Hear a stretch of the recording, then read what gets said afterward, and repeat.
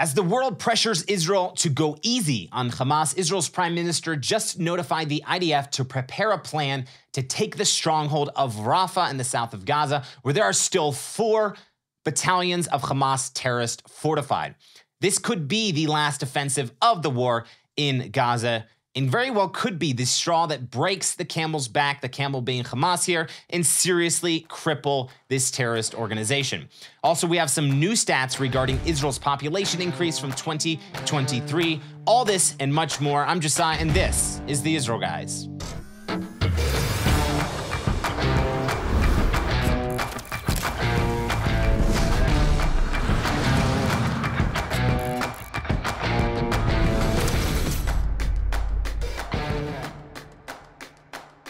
Welcome to the Israel Guys, where we believe that in a world of Jew hatred and anti-Israel propaganda, you should have a direct connection to the land and people of Israel. Welcome back to the show. We're going to get into everything that's happening inside the Gaza Strip in the new offensive that are hopefully coming up very, very soon against Hamas in Gaza. But first, make sure to subscribe to us on YouTube, hit that notification bell, hit the like button. It really helps us out on that platform. You can follow us on all our social media platforms as well. The links are all down in the description below. Go visit the description. There's lots of good stuff in there. Speaking of the description and a link you should click, we have a huge raffle going on right now for the month of February, and we are giving away a massive merch bundle, the Israel Guys merch, nearly worth nearly $200 of our products. This includes, we have an Israel Guys t-shirt, our best-selling Biblical Heartland, Not the West Bank t-shirt is in that bundle. We have other things like the Israel photo book, beautiful photo book, Israel Guys hat, our Biblical Heartland tumblers, much, much more inside that bundle. Go check it out. You don't want to miss that. All you have to do to win the raffle, all you have to do to enter to win the raffle is to sign up for our email list. Click the link down in the description below. We'll be picking the winner at the end of the month of February. So don't miss out on that awesome opportunity. Our merch is amazing. I wear all our merch myself. So, okay, getting into the news. What is happening inside the Gaza Strip? Ben talked a little bit about this on Friday, but the IDF has moved basically from the north of Gaza and clearing out terrorist strongholds, Gaza City. They were moving through the middle of Gaza. They've almost succeeded. They're still not done inside of Khan Yunis now, but they're clearing out the terrorist stronghold inside of Khan Yunis, which is more south of Gaza. And the last stronghold the IDF seems to be setting its sights on now, Israel seems to be focusing on, is Rafah, which is the extreme south of Gaza, the border with Egypt there in the south of Gaza. So on Saturday, the Prime Minister's office released a statement about the IDF's next objective in the war with Hamas, and that is to eliminate the 4 battalions of Hamas terrorists still holed up inside the Rafah stronghold of Gaza. The Prime Minister's statement read, quote, "It is impossible to achieve the goal of the war of eliminating Hamas by leaving 4 Hamas battalions in Rafah. On the contrary, it is clear that intense activity in Rafah requires that civilians evacuate the areas of combat. Therefore, Prime Minister Benjamin Netanyahu has ordered the IDF and security establishment to submit to the cabinet a combined plan for the evacuation of the population and destroying the battalions," end quote. So the Prime Minister just ordered the IDF to submit a plan of action, not just to take the stronghold, but also to facilitate and organize the evacuation of the citizens, of the civilians that are inside of the Rafah area. Now, we don't know exactly how many civilians are in there, but we do know that a lot of refugees from the war in Gaza that have been evacuated from the areas that the IDF has been fighting in, fighting against Hamas. A lot of those civilians have actually moved down to the south of Gaza and are now inside of Rafah or in the areas surrounding the Rafah refugee camp, the Rafah city there in the south of Gaza. So there's a lot of civilians there. Some say there's 1.2 million Gazan civilians. Some say there's like 1.5 million. Don't exactly know the numbers because any information regarding that coming out of Gaza, it all comes through Hamas. And, you know, we don't really like to trust. It's hard to believe terrorists when they tell you things. More than likely it's lies. But believing those numbers coming out of the Gaza Strip. So we don't know how many civilians are there. But what we do know is that the IDF does, and his Prime Minister Benjamin Netanyahu is stressing that they have a plan to help evacuate the civilians out of the area, so civilian casualties will be minimized, like they have been doing throughout this entire war ever since Hamas attacked on October 7th. Israel has been doing their very best, their utmost, to avoid and minimize civilian casualties inside the Gaza Strip. So the Prime Minister gave the order to create this plan to take this Rafah stronghold and to evacuate the civilians. And this is actually a very good sign, because over the last 3 weeks, there's been serious talks about a ceasefire deal in order to release the hostages and basically give Hamas a break. A lot of it being brokered by the U.S., by Qatar, by Egypt. They're trying to negotiate these deals with Israel and Hamas. Hamas has said no to some of the propositions of some of the deals. Israel has said no to some of the propositions that Hamas put forth in order what they would agree to is to a ceasefire deal. And overall, a ceasefire deal for Israel is not good at all. A ceasefire deal would be a win for Hamas.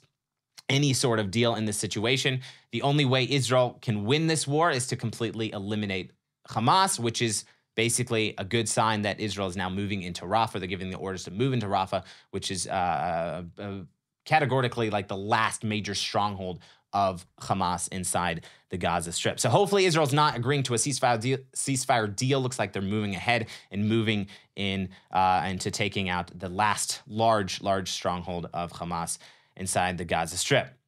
And it's also important to note, that Israel is preparing a huge plan. Part of their plan to take Rafah is to help all the civilians evacuate. I can't stress it enough, because there's so many accusations in the media. There's so many accusations and people, protests going around all over the world, people protesting in support of Hamas and the Palestinians and accusing Israel of genocide. Guys, if Israel wanted to commit genocide, why would they try to evacuate civilians? It makes absolutely no sense.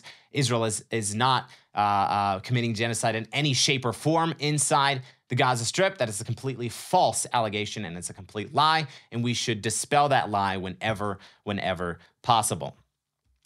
So meanwhile, Israel is preparing to enter, or preparing a plan to attack Rafah.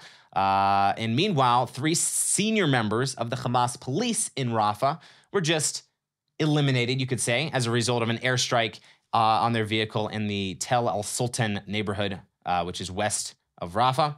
The IDF spokesperson reported yesterday that the airstrike struck this vehicle. I think there's a video of it we can play here. Struck this vehicle and took out these 3 senior members of the Hamas police inside of Rafah. So even though Israel don't have ground forces inside of Rafah right now, they're still taking out key members, senior members of Hamas, and doing very targeted airstrikes inside of the Rafah area, even before they enter, which is very, very good. Weakening Hamas is a very good plan before you actually go in and take out all the terrorists that are holed up inside that area. Also on Saturday, the IDF Chief of Staff, Lieutenant General Herzi Halevi, also the head of the Shabach, actually went in to the area of Khan Yunis and held a situational assessment there. The Chief of Staff said, quote, "You are working very hard here on 2 missions, dismantling the Khan Yunis brigade, destroying its infrastructure, killing its operatives, and very strong pressure to release the hostages. These are 2 very, very important things, and when you explain it to the people that the 2 go together, they will understand it. They will work better." So basically, the Chief of Staff is saying that what the IDF has been doing inside of Khan Yunis is destroying the terrorist infrastructure, killing terrorists, and creating strong pressure to release the hostages. Basically, by taking out terrorist infrastructure, by killing Hamas terrorists, that is creating strong pressure on Hamas to release the hostages. And it's something that hasn't been said enough when talking about ways to get the hostages released, the hostages who are still alive, that is, being held by Hamas in Gaza. Hasn't been stressed enough that by Israel taking the offensive and hitting Hamas very, very hard and taking out these terrorists and taking out this terrorist infrastructure, that in turn creates a lot of pressure for Hamas to actually release the hostages back to Israel and for these Israelis to be able to go home.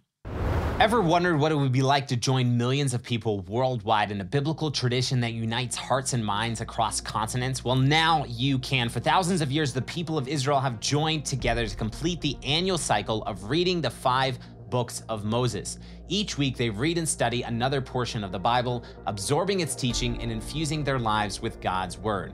All over the world, they read the same portion, binding them together with millions of believers who are doing the same.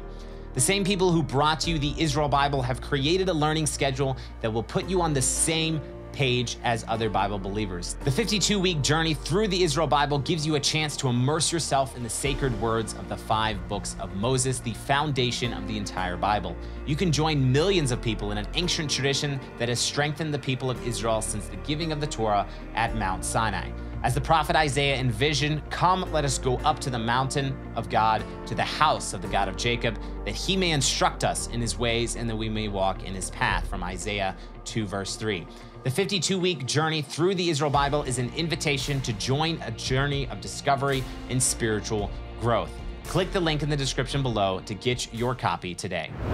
So Israel is preparing to enter Rafah and take out the terrorists inside of the Rafah area. Meanwhile, Egypt is bolstering its security on the border with Gaza. Now, this is very, very interesting because in the last 2 weeks or so, Israel has sent around 40 tanks and armored personnel carriers to the border, its border with Gaza, which actually is the area of Rafah, just inside the Gaza Strip is where Rafah is located, borders Egypt in the south there. And the question is, Egypt is bolstering its security there, so who are they afraid of? Are they afraid of Gaza? Are they afraid of the Gazans entering into Egyptian territory? Or are they afraid of Israel? Maybe they're scared that Israel is going to keep on going through Rafah and invade Egypt. Is that really the case? I think the answer is pretty clear here that they are actually scared of Hamas. They are scared, not necessarily scared of Hamas, but they're scared of Palestinian refugees being pushed through the border, people trying to flee from Hamas in Gaza and entering into Egyptian territory through the south there, because after October 7th, Egypt constructed a concrete barrier wall that reaches 6 meters underground, reaches a good way above ground with barbed wire all over the top of it as well. And they also greatly enhanced their surveillance and security at the border posts along their entire border with Gaza. So after October 7th, after what Hamas did to Israel, and then Israel attacked Hamas with the goal to wipe out Hamas completely, Egypt built a wall between Gaza and Egypt. They didn't build a wall between Israel. They already have a border fence between Israel and Egypt, but no, they built a wall, like an actual barrier, concrete wall between them and Gaza, for fear, God forbid, that Palestinian refugees should be brought into Egypt. And Egypt has made it very clear that they will in no way, shape, or form take any Palestinian refugees, and they will not in any way facilitate the evacuation of Palestinian refugees from Gaza, because no Arab country wants Palestinian refugees, but everybody wants Israel to take care of the Palestinian refugee problem. All right, guys, we have an update, actually came out last week, from the online Encyclopedia Jewish Virtual Library, which shows that Israel's population is nearly reaching 10 million people, which is this is absolutely incredible. The update stated that the Israeli population grew by 1.9% throughout 2023, and the overall population right now is 9,842,000. So nearly 10 million, and they project that they will reach 10 million by the end of 2024. Interestingly enough, 7.2 million people in Israel are Jews, which is 73.2% of the population, and 2.1 million are Arabs, 21% of the population. And if you break it down by religion, 18% of Israel is Muslim, 2% is Christian, and 2% Druze, with the other percent obviously being Jewish. So this is incredible that Israel is growing, almost to reach 10 million population. It's also interesting to point out that 21% of Israel is actually Arabs. People talk about apartheid all the time. They talk about all these, they accuse Israel of all these preposterous claims. And there's 21% of the population that is actually Muslim and enjoys religious freedom inside of Israel. Inside of Judea and Samaria, now this is actually the exciting part. Inside of Judea and Samaria, the residents grew by 15,000 new residents inside Judea and Samaria. The Jewish population grew by almost 15,000 people last year, according to an annual report compiled by former Israeli lawmaker Yaakov Katz and based on Interior Ministry data. Now, this is a report from JNS.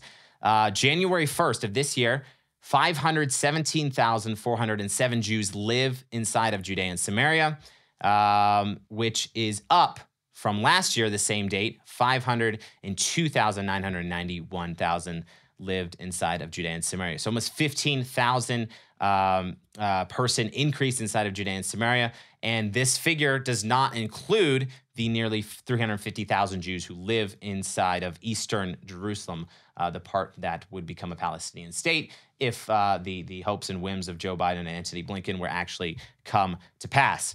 So this is absolutely incredible. There are over 500,000 Jews living inside of Judea and Samaria, which makes up 3.3% of Jews worldwide. So 3% of Jews all over the world live inside of Judea and Samaria. And why is this so important that Jewish population is growing inside of Judea and Samaria, and there's so many Jews that live inside of Judea and Samaria? Because the bottom line is that a Palestinian state, what I just mentioned, Palestinian state, which is what Joe Biden and Antony Blinken and basically most world leaders around the world want to happen, it's not happening, guys, because there are 517,000 now Jews that live inside of Judea and Samaria. Judea and Samaria is not going anywhere. They are not giving it up to a Palestinian state. They cannot do that.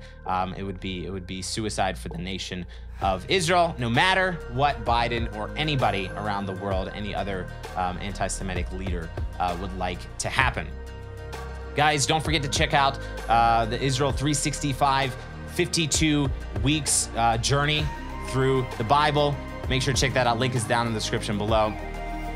Remember, as always, tune out the fake news and tune into what is happening here in the land of Israel. We'll be back every day, Monday through Friday, with your direct connection to the land and people of Israel.